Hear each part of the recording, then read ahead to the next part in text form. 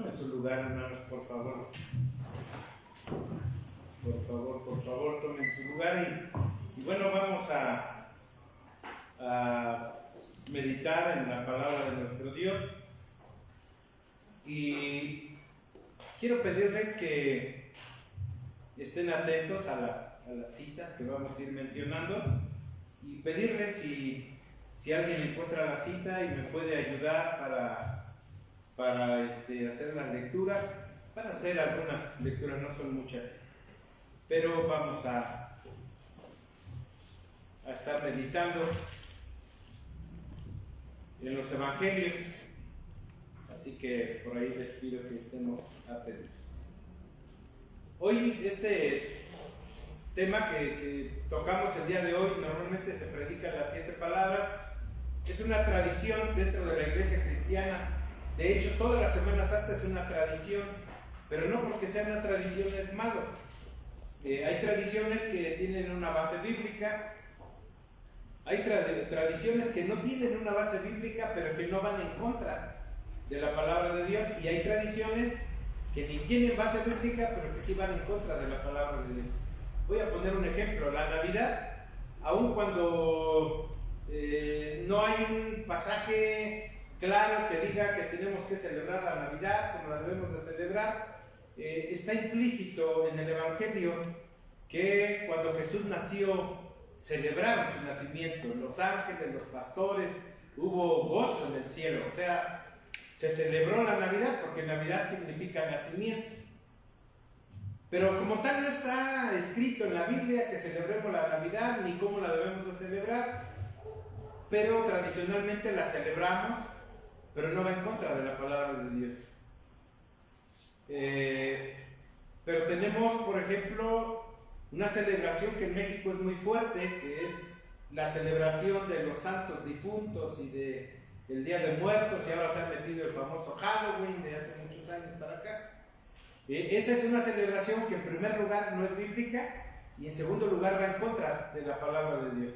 Y la Semana Santa es una de esas fiestas o de esas celebraciones que están en la Biblia, que la Biblia no nos indica cómo las debemos de celebrar y todo esto, pero que de alguna manera, hermanos, quienes recordamos estas fechas, quienes lo hacemos en las iglesias, es para recordar el sacrificio de Jesús en la cruz. Y que a veces nos casamos con las tradiciones. A veces iglesias donde si no predican las 7 palabras, eres un pastor hereje o eres un hermano hereje. Donde si no tienes culto toda la semana, estás mal y estás fuera de orden. Pero son simplemente tradiciones. Hay iglesias que solamente tienen culto jueves, viernes y domingo. Hay iglesias que a partir del martes, porque los pastores respetan a muerte su descanso el lunes, pero hay pastores que no, desde el lunes tienen cultos. Pero al final de cuentas, hermanos, lo que yo quiero compartirles es que hoy estamos recordando el sacrificio de Jesús en la cruz. Y este evento es uno de los pasajes bíblicos más leídos, más comentados, más tratados y más tocados a veces en citas de cine en la Semana Santa. Tan es así que este relato de la crucifixión, que recuerda los sufrimientos de Jesús, su pasión, abarca el mayor tiempo. Miren la película de la Pasión de Cristo hace varios años. La película duró, no sé si 1 hora y cachito, tal vez las 2 horas casi, pero de toda la película se duró 1 hora y media, 1 hora 20 minutos, fue puro sacrificio, fue puro dolor, pura tristeza, puro golpe, pura muerte, ¿no? Y solamente en el final de la película, no sé si sería 1 minuto que se le dedicó en esa película a la resurrección de Jesús, que es el día más importante para nosotros como cristianos. Pero lo que quiero decirles, hermanos, es que en este pasaje de la crucifixión de Cristo, nosotros vemos cómo Jesús entrega su vida y Jesús va a salir victorioso y nos va a hacer victoriosos sobre el pecado y nos va a dar la salvación. Y todo esto, hermanos, nos debe de mover a una verdadera adoración. Por eso, hermanos, cantamos emocionados y llenos de gratitud. Yo sé que no a todos les gusta mucho el estatus del himnario o de los himnos, pero tenemos himnos hermosos que nos recuerdan el sacrificio de Cristo en el Monte Calvario, oh rostro ensangrentado, en la cruz, divino amor. Son muchos himnos. Nuestro himnario es rico en himnos para recordar el sacrificio de Jesucristo. Y hoy, por ejemplo, las alabanzas que tuvimos son alabanzas que nos mueven a recordar ese sacrificio de Cristo. Y sobre todo ese canto que dice: si yo hubiera estado ahí. No, pues sí estuviste ahí, y yo también estuve ahí, porque a través del pecado que hoy cometemos, Cristo fue crucificado en esa cruz del Calvario. Durante las horas que estuvo clavado en la cruz, el Señor Jesucristo exclamó 7 frases memorables que hoy se le llama coloquialmente las 7 palabras. Fueron sus últimas palabras. Y con estas breves frases Jesús pronuncia tal vez el mensaje más profundo que se haya predicado jamás. Una verdadera síntesis del Evangelio. Allí encontramos resumido, hermanos, lo más extraordinario del carácter de nuestro Señor Jesucristo. Y sobre todo del plan divino para todos nosotros como seres humanos. El sermón de las 7 palabras ha inspirado, hermanos, innumerables predicaciones y escritos a lo largo de los siglos. Juan Sebastián Bach recoge en su emocionante pasión, utilizando el Evangelio de según San Mateo, el espíritu inigualable de este texto, y hace una obra maravillosa, Juan Sebastián Bach. También Johann Haydn, en el siglo XVIII, compuso por encargo una obra muy preciada sobre las 7 palabras, en la que le pone música a este memorable pasaje. En este día viernes de Semana Santa, yo quiero compartir solo un aspecto, hermanos, de las 7 palabras, que cuando lo podamos descubrir y podamos entenderlo, nos va a impresionar y sin duda nos tiene que dejar una huella, hermanos, indeleble. Se trata, por supuesto, hermanos, de su contenido, pero en especial del orden en que Jesús pronuncia estas frases o estas 7 palabras. Porque a simple vista parece algo casual, pero cuando nosotros nos metemos al pasaje y hacemos un análisis detallado, podemos ver cómo este orden de las palabras es profundamente significativo, porque refleja la prioridad del Señor. Y es un reflejo así formidable de su carácter y de su corazón pastoral. De manera personal, hermanos, yo creo fervientemente que es en la cruz donde la belleza del carácter de Cristo alcanza su máximo esplendor. En esa hora de mayor oscuridad, sus palabras van a brillar como oro refulgente, así. Y profundizar, hermanos, en estas 7 frases o en estas 7 palabras de Jesús nos debe ayudar a amarle más a Él y a moldear nuestro acercamiento hacia las personas, en especial las personas que sufren a lo largo de nuestra vida. El tema que yo le puse a este título es la predicación de un moribundo. La predicación de un moribundo. Y miren, lo primero que encontramos aquí es el corazón pastoral de Jesús en la cruz del Calvario. Y nosotros podemos ver, hermanos, en lo que hemos leído del Evangelio de Juan, la sensibilidad de Jesús hacia su prójimo, su amor y preocupación por los que estaban a su lado. Porque en estas frases, hermanos, en estas 7 palabras, va a alcanzar un clímax apoteósico. Va a ser algo maravilloso lo que Jesús va a mostrar aquí.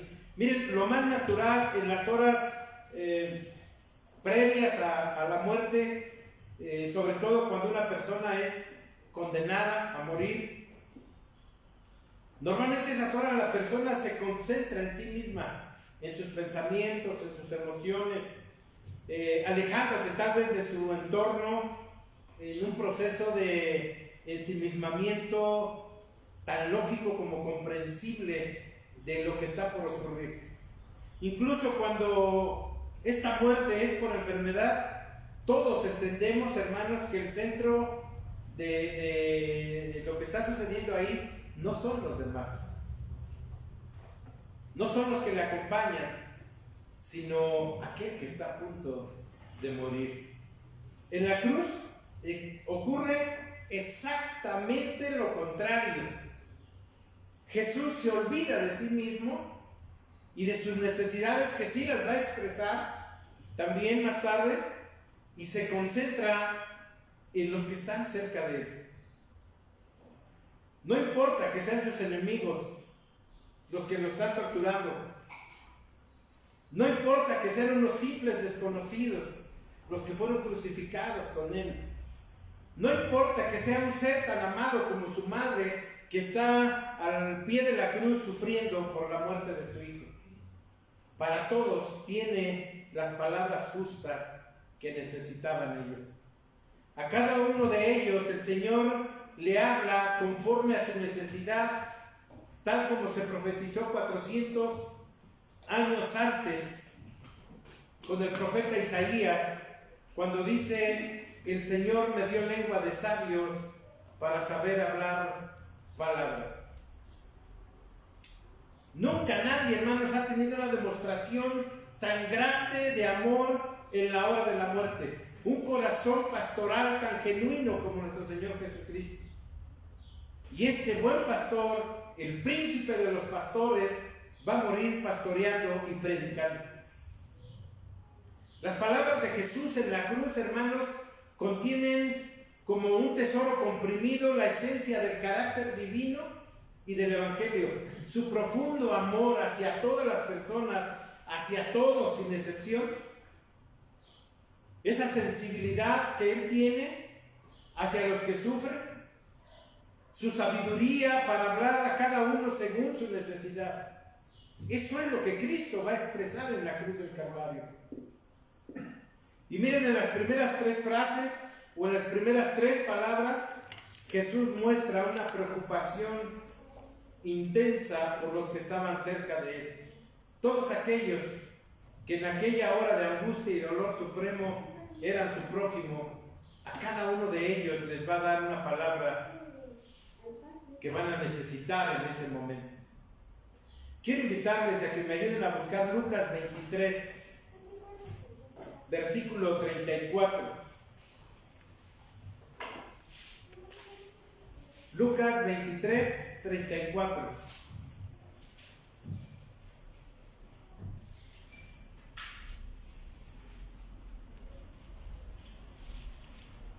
Si alguien le puede ayudar, por favor. Y Jesús decía: Padre, perdónalos, porque no saben lo que hacen, y repartieron entre sí sus vestidos echando suertes. Gracias, hermano. Miren, hermanos, lo primero que Jesús hace, la primera palabra que Jesús utiliza, es una palabra de perdón para sus enemigos. Padre, perdónalos porque no saben lo que hacen. Padre, perdónalos porque no saben lo que hacen. Jesús muere perdonando, hermano. Todo el acto salvífico en la cruz simboliza el perdón divino. Juan 3, 14 y 15 dice: y como Moisés levantó la serpiente en el desierto, así es necesario que el Hijo del Hombre sea levantado, para que todo aquel que en él cree no se pierda, mas tenga vida eterna. Pero era conveniente, hermanos, hacer explícito este perdón con palabras claras, audibles, contundentes, con una fuerza emocional arrolladora y una autoridad espiritual definitiva. al exclamar, Padre, perdónalos, Jesús verbaliza el sentido de su venida a este mundo. De hecho, el nombre Jesús significa precisamente, Él salvará a su pueblo de sus pecados. Mateo 1:21 así lo refiere. Y dará a luz un hijo y llamará su nombre Jesús, porque Él salvará a su pueblo de sus pecados. Ahora quiero decirles, hermanos, que la petición de perdón no se refería solamente a los que de forma directa le estaban humillando, a los soldados, a las autoridades religiosas, a los judíos que lo atacaban, sino a todo ser humano, como nos describe con detalle el impresionante cántico del profeta Isaías, ahí en el capítulo 53 de su libro. Porque saben, hermanos, tú y yo estábamos allí al pie de la cruz. Tú y yo le clavamos, tú y yo le pusimos la corona de espinas, tú y yo, hermano, sacrificamos a Cristo por nuestros pecados. Y en la cruz, hermanos, Jesús nos enseña algo maravilloso, que el perdón puede ser unilateral, no requiere dos partes, a diferencia de la reconciliación. Una cosa es el perdón y otra cosa es la reconciliación. Yo puedo y debo perdonar, aunque mi ofensor no me haya pedido perdón.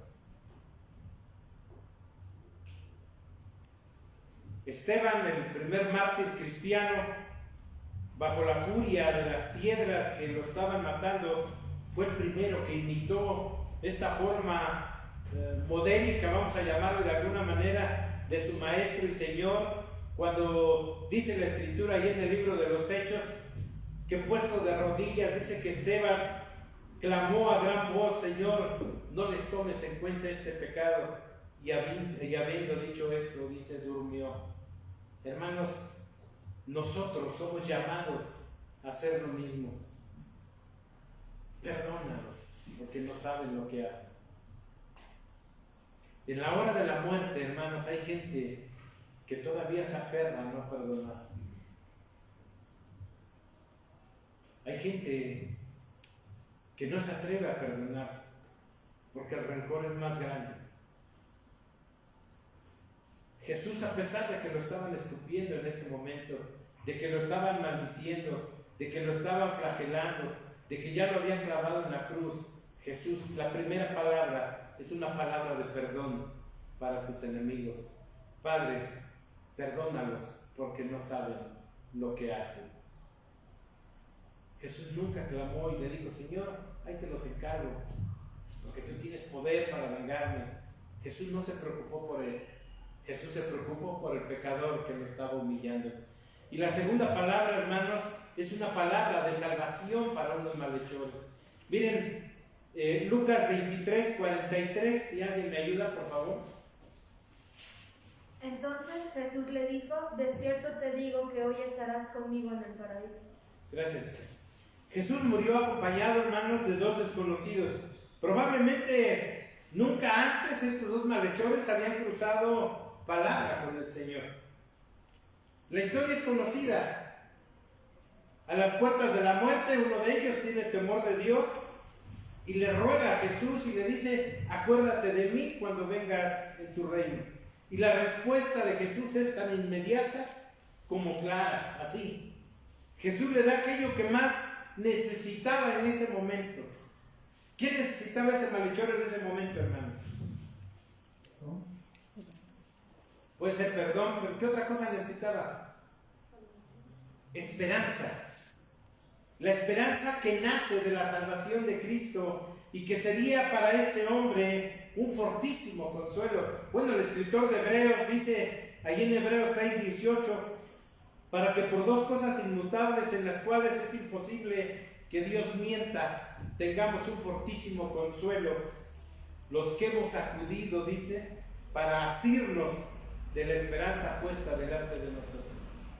En las interminables horas de martirio que iban a seguir, hermanos, en ese momento Jesús le expresa estas palabras, este consuelo que le da a este malhechor.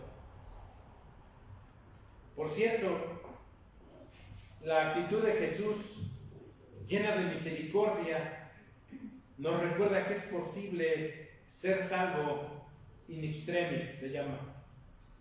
Si de veras se invoca al Señor de todo corazón, desde lo profundo del alma y con humildad, tal como lo hizo el ladrón de la cruz.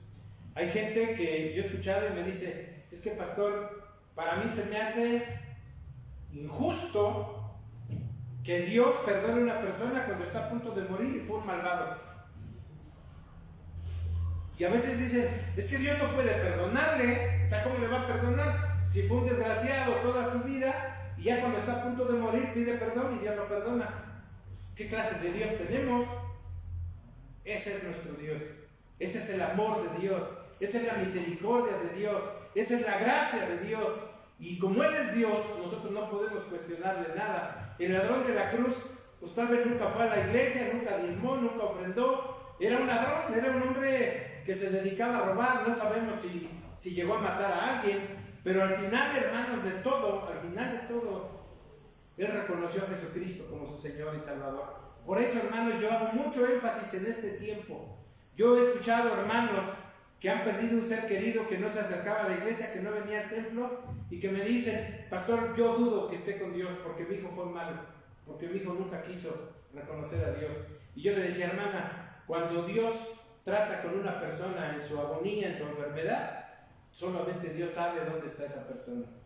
Pero yo por fe creo que Dios trata con una persona en su agonía, en su enfermedad, y Dios está tratando con él. No necesita venir a un templo y pararse aquí enfrente y decir, hermanos, yo acepto a Cristo como mi Señor y Salvador. Y cree que con eso ya es salvo. No, hermanos, porque mucha gente se ha parado aquí, se ha bautizado y está perdida en el mundo, viviendo en adulterio, viviendo en fornicación, viviendo robando, todo. Y hay gente que al final de su vida reconoce que hizo daño, se arrepiente tal vez por el temor de la muerte, pero en ese momento reconoce que hay un Dios. ¿Quién lo puso en su corazón? Dios. ¿Quién es soberano? Dios. Y no podemos cuestionar esto. Jesús, a este ladrón de la cruz, lo perdonó estando a punto de morir. Y le dio, hermanos, la promesa maravillosa que tú y yo tenemos de la vida eterna. La tercera palabra es una palabra de protección a su madre. Y si ustedes se dan cuenta, estas tres palabras, ninguna ha tenido que ver con Jesús de manera personal o para sacarle un beneficio estando en la cruz. Es recordando a los que lo estaban flagelando. Ni siquiera recordó primero a su mamá, recordó a los que lo estaban matando y pidió perdón por ellos. Después a este hombre que estaba a punto de morir, para que él pudiera irse con la esperanza de una vida eterna. Y ahora esta palabra de protección a su madre. La tercera palabra, Juan 19, 26 y 27. Por favor, si alguien me ayuda.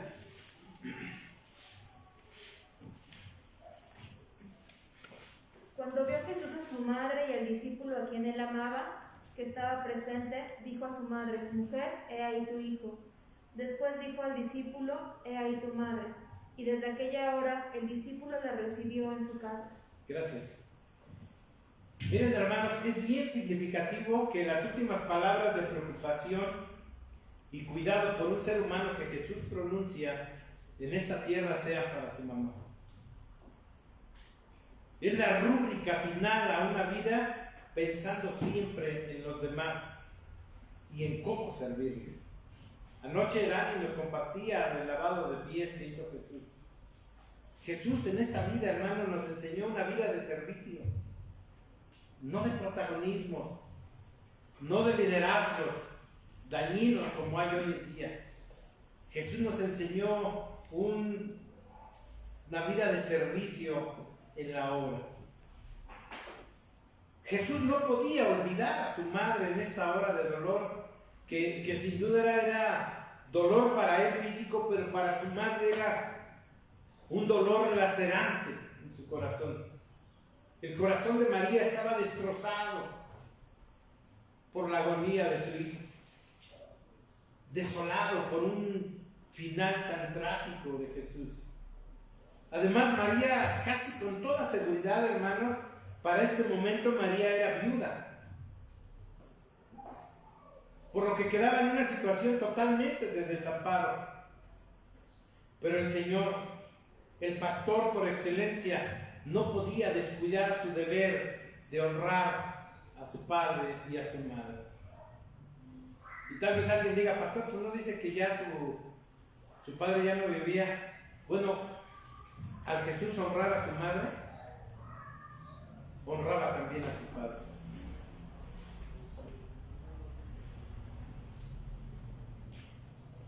Dice Mateo 19:19, honra a tu padre y a tu madre, y amarás a tu prójimo como a ti mismo. Cuán divino y cuán humano al mismo tiempo es Jesús. Miren, la espiritualidad expresada en una profunda preocupación por lo humano. En este último acto amoroso de Jesús nos recuerda que la verdadera espiritualidad nos hace siempre más humanos. La espiritualidad, no la religiosidad. Yo quiero decirles, hermanos, que son dos cosas muy diferentes. Hay gente que es muy religiosa y son cuadrados. Una gente religiosa es intolerante. Una gente espiritual no. Una gente espiritual es más humana. Se da cuenta más de la necesidad de la gente. Por eso, hermanos, vemos a Jesús en este acto amoroso y que podemos ver su verdadera espiritualidad y que a través de esa espiritualidad que Él muestra en la cruz del Calvario, también nos muestra que Él era un ser humano perfecto. Yo quiero decirles, hermanos, que la primera evidencia de que amamos a Dios, que por cierto nos lo recuerda el mismo Juan en su primera carta, es amar al hermano que tenemos al lado. Y saben, nosotros como pastores debemos empezar el pastoreo en nuestra propia casa. Por eso Jesús encomienda el cuidado de su madre a su amigo y discípulo amado, a ese sensible y tierno Juan. Aquel dice que estaba recostado al lado de Jesús. Y Juan cumplió de forma inmediata la petición, porque dice la Escritura, desde aquella hora el discípulo la recibió en su casa. A veces nos preocupamos por todos los de afuera y dejamos a los de la casa. Y la Biblia, hermanos, dice otra cosa. Porque yo recuerdo hace ya varios años, en el seminario se enseñaba que el primer lugar Dios, y ese es inamovible, hermanos. Pero ponían en segundo lugar la iglesia, en tercer lugar tu trabajo y en cuarto lugar tu familia. Pero la Biblia nos enseña que el primer lugar es Dios y el segundo lugar es tu familia. Y de ahí la iglesia, el trabajo y todo lo que tú quieras. Pero tu familia es importante. El que quiera ser obispo, buena cosa desea. Pero el obispo debe de ser ¿qué? Un hombre de una sola mujer, irreprensible, no dado al vino, no codicioso, que tenga a sus hijos en sujeción. Ahí está la familia. Que gobierne bien su casa, porque si no sabe cuidar de su casa, ¿cómo va a cuidar de la iglesia de Dios? Jesús se preocupa por su mamá.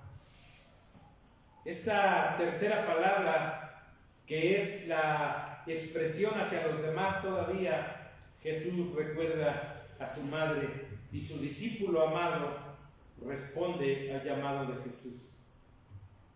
Vamos a ver la cuarta y la quinta palabra, que aquí sí ya van a empezar las necesidades propias y que Él las va a dejar al final. Juan 19:18, por favor.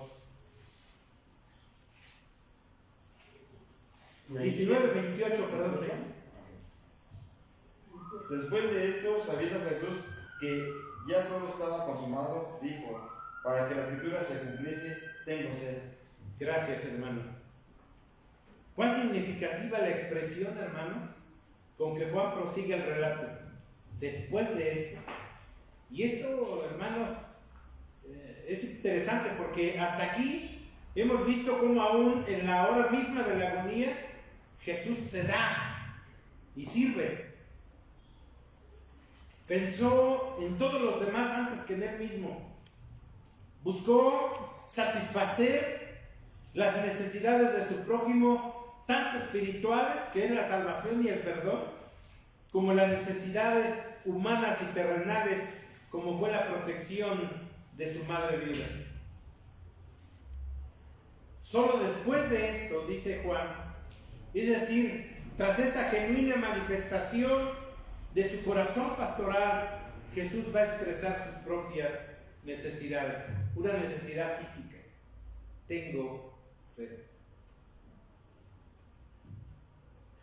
Una de las últimas frases dichas por Jesús tiene que ver con una de las necesidades humanas más básicas, como es la sed. Por un lado, podemos comprender este deseo que tenía Jesús de beber como algo que nos demuestra que Él verdaderamente se hizo hombre para venir a morir por nosotros. Él en ese momento estaba sufriendo como sufría un condenado a muerte, y tal vez un poco más. Porque había sido expuesto a un sinfín de castigos físicos. Tanto dolor y desgaste le debía de estar produciendo una sed intolerable. Además, hermanos, debemos considerar como un detalle no menor que toda esta escena se lleva a cabo durante el mediodía y el comienzo de la tarde. Y considerando, hermanos, que se encontraban tal vez en el mes de abril, ya entrada la primavera, sin duda debía haber bastante calor. Es por eso que nuestro Señor hace esta declaración, mostrando así una debilidad propia de un hombre semejante a cualquiera de nosotros. En segundo lugar, Jesús hizo esta exclamación teniendo en mente el cumplimiento de cosas que habían sido escritas en el Antiguo Testamento. En este pasaje, Juan nos demuestra que a pesar de todo el sufrimiento, Jesús estaba plenamente consciente de lo que hacía y decía. De hecho, nos indica que él sabía que el propósito por el cual había venido a esta tierra ya se estaba cumpliendo. Pero aún así dice esta frase que tiene por propósito, hermanos, señalar a dos salmos que apuntan hacia él. El Salmo 22, es un salmo mesiánico, el Salmo 22, Salmo 22, 15 y Salmo 69, 21. Si me ayudan con estas dos citas, Salmo 22, 15 y Salmo 69, 21.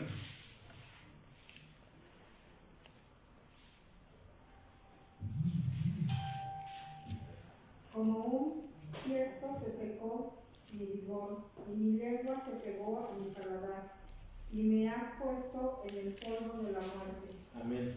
Como un tiesto, dice, se secó mi vigor, y mi lengua se pegó a mi paladar, y me has puesto en el polvo de la muerte. No sé quién ha sufrido una sed como esta, pero a veces cuando no tomamos agua y ya siente uno que la lengua se pega. Imagínense en una zona desértica como es esta zona donde Jesús fue sacrificado, el calor, el sacrificio, el dolor, las hemorragias que tenía. Imagínense ustedes, hermanos, la deshidratación a tal grado que esta palabra, tengo sed, no fue cualquier palabra. Y cuando él pidió agua, ¿qué dice el Salmo 69, 21? Me pusieron además y él por comida, y en mi sed me dieron a beber vinagre. Gracias. Esto es de verdad, hermanos, tremendo. Porque en definitiva, hermanos, toda la palabra, tanto del Nuevo como del Antiguo Testamento, tiene por finalidad que el nombre de nuestro Señor Jesucristo sea levantado. Es el centro de la Escritura. Pero también vemos que no solamente pide por sus necesidades físicas, sino también Él pide por sus necesidades emocionales y espirituales. Mateo 27:46, por favor.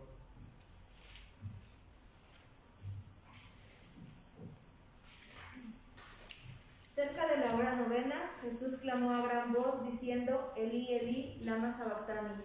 Esto es: Dios mío, ¿por qué me has desamparado? Gracias, gracias. Dios en este momento, hermanos, el Padre abandonó a Jesús en la cruz. Dado que la ira de Dios se derramó sobre su propio Hijo para salvación nuestra.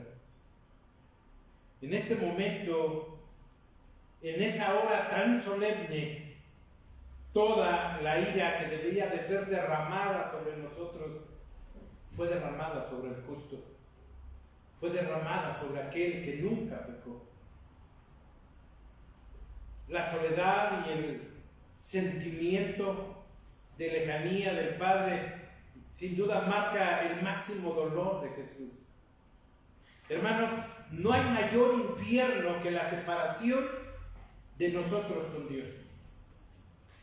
Jesús sabía que este momento era inevitable. Estaba profetizado ya en el Salmo 22, porque en ese momento el Padre no podía tener contacto con el pecado que el Hijo estaba llevando en aquel acto redentor. No podía tener contacto. Y esto es algo que la gente no entiende. Y a veces dicen, pero ¿cómo es posible que en ese momento de más necesidad Dios lo abandona? Miren, hermanos, el pecado, por eso nosotros no podríamos entrar al cielo si no fuera solamente por el sacrificio de Cristo. Porque con lo mínimo de pecado que haya en una persona, no puede entrar a la presencia de Dios. Caeríamos fulminados como los sacerdotes que entraban a servir en el templo, llevaban algún pecado que no confesaban y al instante caían muertos, porque el pecado no puede tener contacto con la santidad de Dios. Dios es santo, santo, santo, dice la Biblia.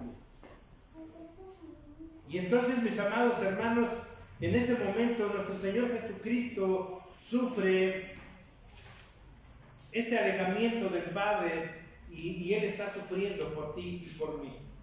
El más grande sermón que se haya predicado nunca termina con una frase llena de serenidad, de confianza y de esperanza. Veamos la sexta palabra, Lucas 23:46, por favor.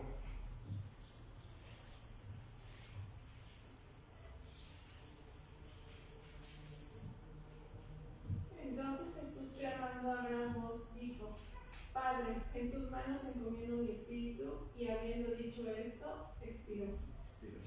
Pregunta. Yo quisiera, hermanos, que meditemos.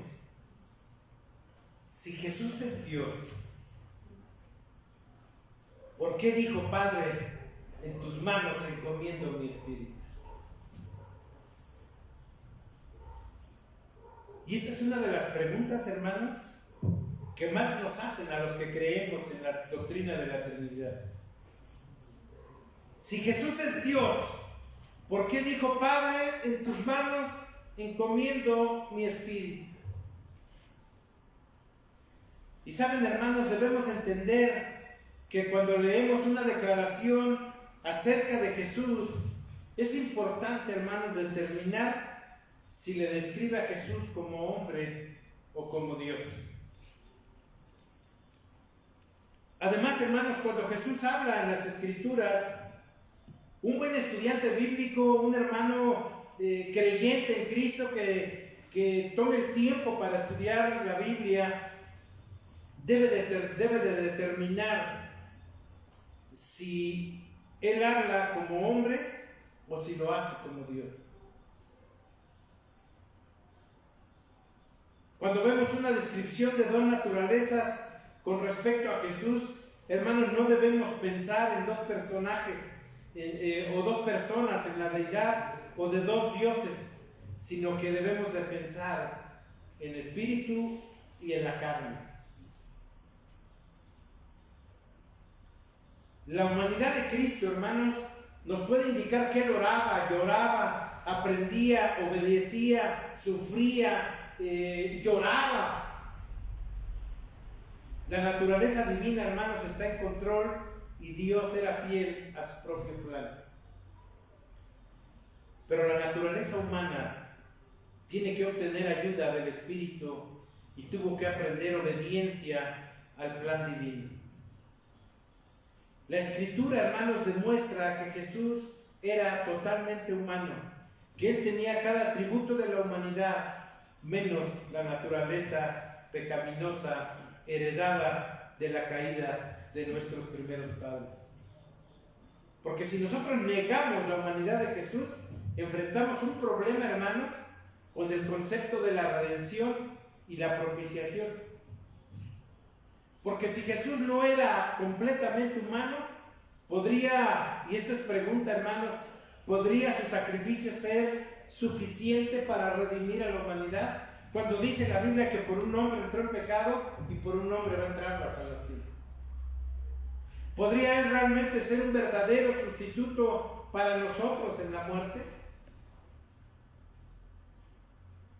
Hermanos, Jesús se encomendó al Padre en los últimos momentos de vida con la certeza de que Él lo escuchaba. Y saben, todo hijo de Dios debe tener esta misma actitud en la hora de la muerte.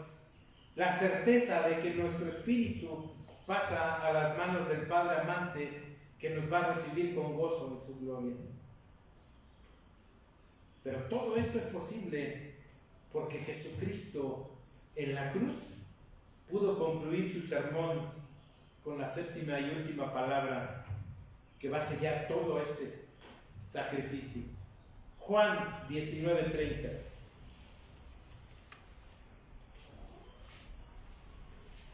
Cuando Jesús hubo tomado el vinagre, dijo: consumado es, y habiendo inclinado la cabeza, entregó el espíritu.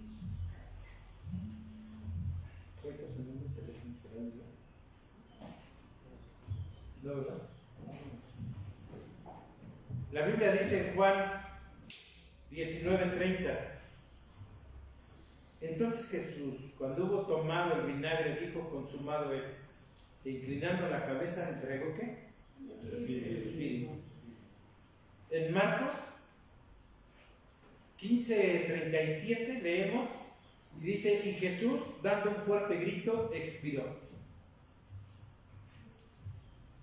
Estudiosos de la Biblia comentan que el fuerte grito pudieron haber sido las últimas palabras de Jesús, las cuales Juan, que estaba al pie de la cruz, apuntó: consumado es.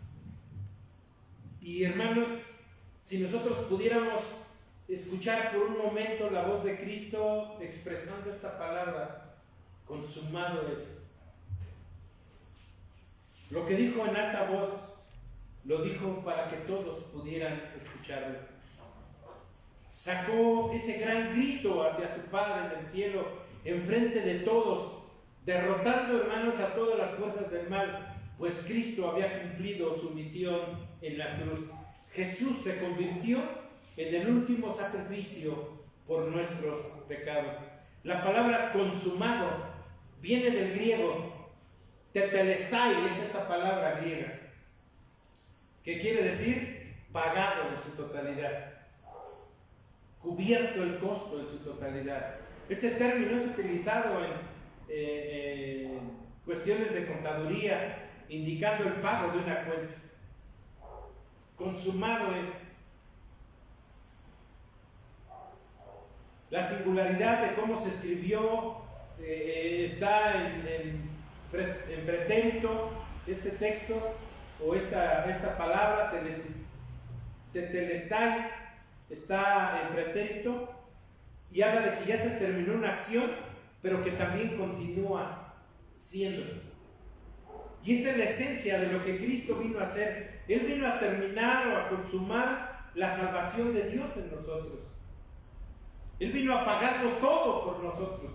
Él vino a cubrir nuestra deuda, toda nuestra deuda y todos nuestros pecados, pero lo sigue haciendo todos los días. Lo sigue haciendo. Hermanos, los que amamos a este precioso Jesús, modelo supremo de corazón pastoral, nos unimos al gran coro de los redimidos en el cielo y exclamamos: aleluya, porque el Señor nuestro Dios Todopoderoso reina. Y Juan escribe esto en Apocalipsis: aleluya, porque el Señor nuestro Dios Todopoderoso reina. Este es el verdadero gozo de la Semana Santa. Este es el verdadero sentido, hermanos, de estar en un lugar como este, alabando y glorificando a Dios. Jesucristo dio la vida por ti y dio la vida por mí. Jesucristo murió en una cruz, no para que tengamos días de descanso. Hermanos, yo escucho a veces personas que oran y dicen: por la sangre de Cristo echan fuera demonios, por la sangre de Cristo dan sanidad, por la sangre de Cristo piden un auto, por la sangre de Cristo, y la sangre de Cristo la han abaratado. La sangre de Cristo fue para salvación del ser humano. Jesucristo murió en la cruz para darnos vida eterna. Hoy recordamos ese sacrificio y debemos recordarlo con reverencia, con amor y con respeto. Toda la honra y toda la gloria para nuestro Señor y Salvador Jesucristo. Amén, hermanos. Aleluya. Dios les bendiga.